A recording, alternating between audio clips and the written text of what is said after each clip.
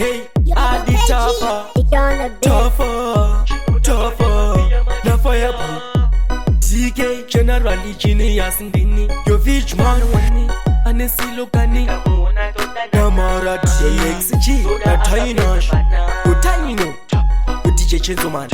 Ready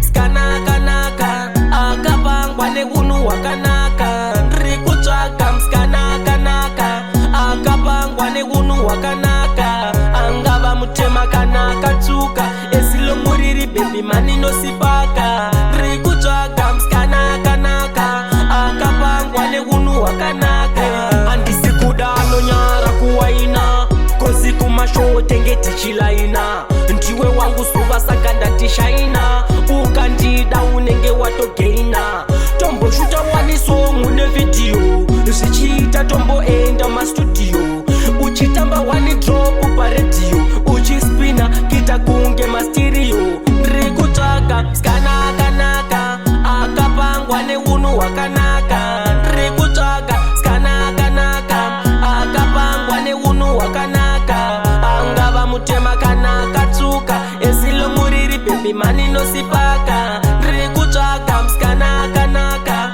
akapangwa neunhu hwakanaka ndiri kutsvaga wekudanana naye uya kuno kuchisviketa ungafai ndiri kuchipinge andisi kuharari parunhare chete paita ndisesure ei ndiri kutsvaga nekapotipo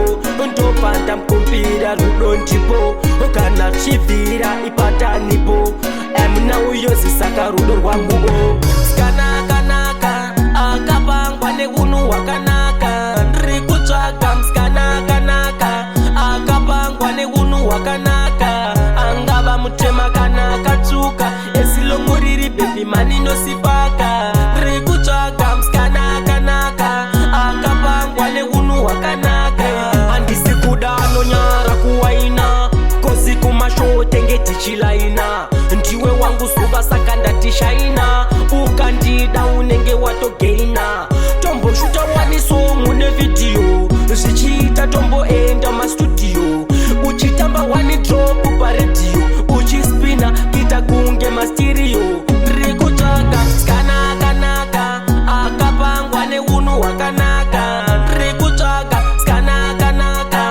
akapangwa neunhu hwakanaka angava mutema kanaka tsuka esilomuriri bebi maninosipaka ndiri kutsvaga mskanaka akapangwa neunhu hwakanaka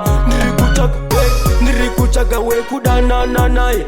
uya kuno kuchisviketa ungafai ndiri kuchipinge andisi kuharari parunhare chete paita ndisesure ei ndiri kutsvaga nekapotipo ndopanda mukumbira rudo ndipo kana chibvira ipatanipo